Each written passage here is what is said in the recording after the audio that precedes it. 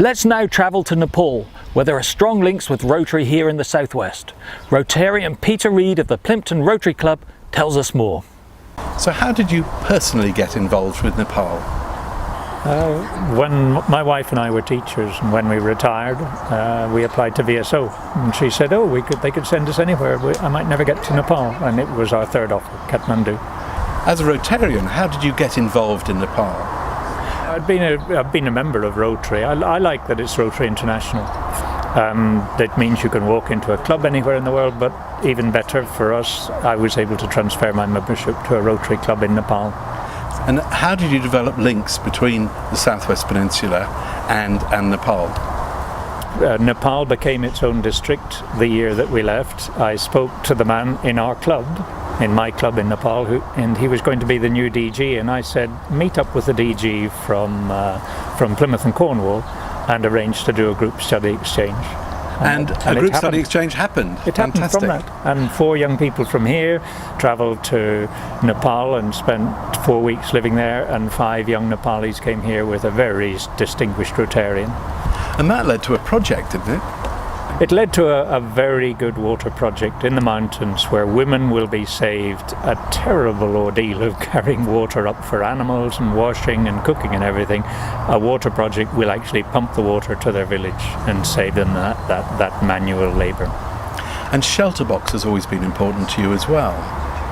Before I went to Nepal, and the 2 things that give me the biggest buzz about Rotary are polio and shelter box. But in February this year, I actually spoke at their district conference in Nepal. 700 Rotarians from all over the country, and I did 10 minutes on shelter box.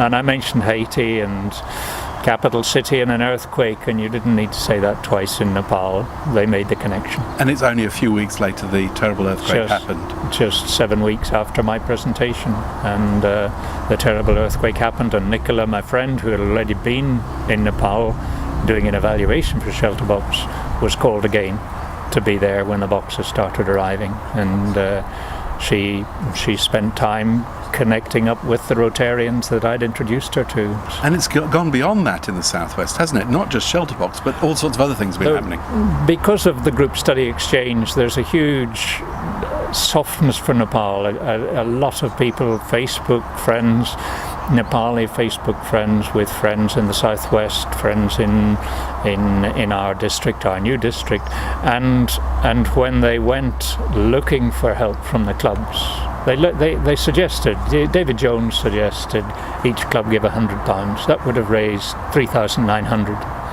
and they got over 20,000.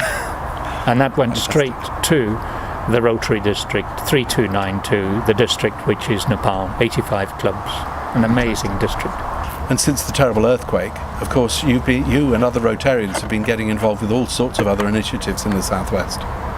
I'm bringing a group of people together very shortly to set up a Plymouth-Nepal partnership. Nepal is starting to drop from the headlines. I read yesterday that Kathmandu has had 322 aftershocks.